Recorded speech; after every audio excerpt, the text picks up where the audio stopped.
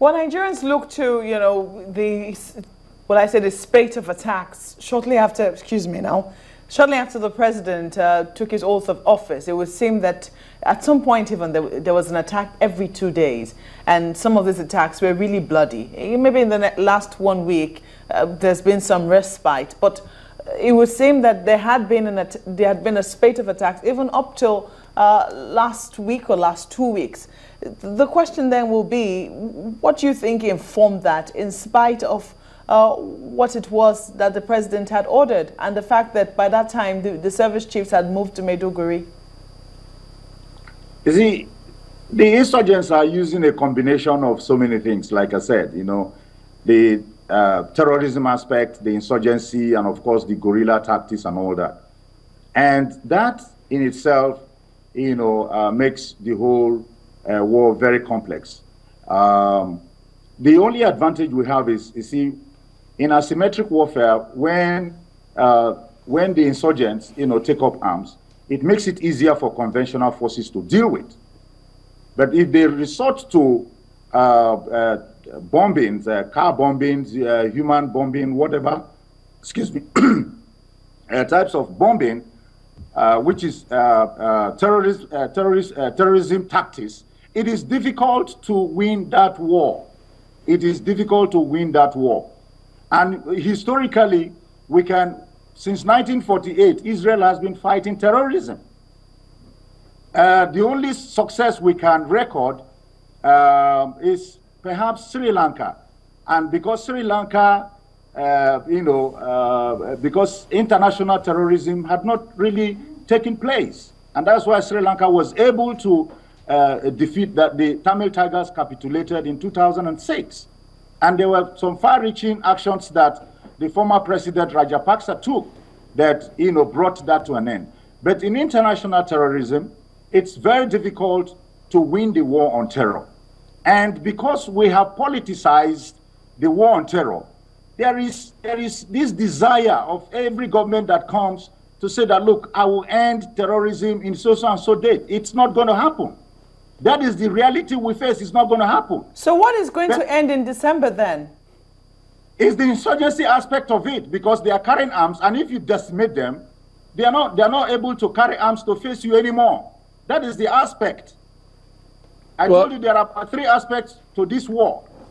And well, the thing about it is that, in fact, there's another headline to that effect today, which was quoting the presidency saying Boko Haram may end before the December deadline.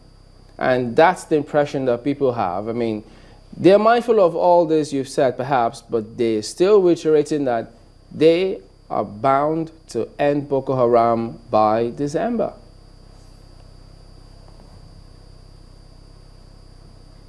I didn't get the last part. I didn't get the last part of your statement. What I said is, you say, look, that is not likely to happen. But if they're saying that no, that they have given that instruction, the president now, that you have to end this insurgency by December, the military has command. They've also said, we will go ahead and do it. So if you're beginning to break it down, many are saying, look, that's not the impression that we get from what the president said and the information given by the security agencies, even the one today in the papers. It all appears as though they're talking about both the IEDs going off, Boko Haram carrying weapons, and then taking territories. It looks as if what they're saying is all of it will end by December. What I can glean from that is that, look,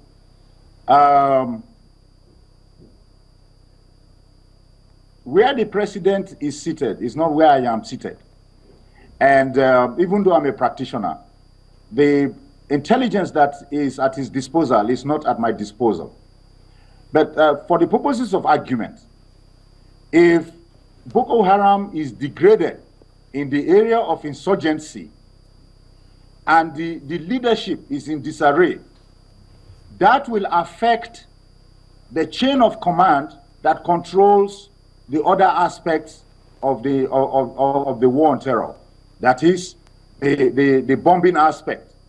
If logistics no longer flow from the leadership to those branches, the effect is that we will see a reduction even in the suicide bombing activities of Boko Haram.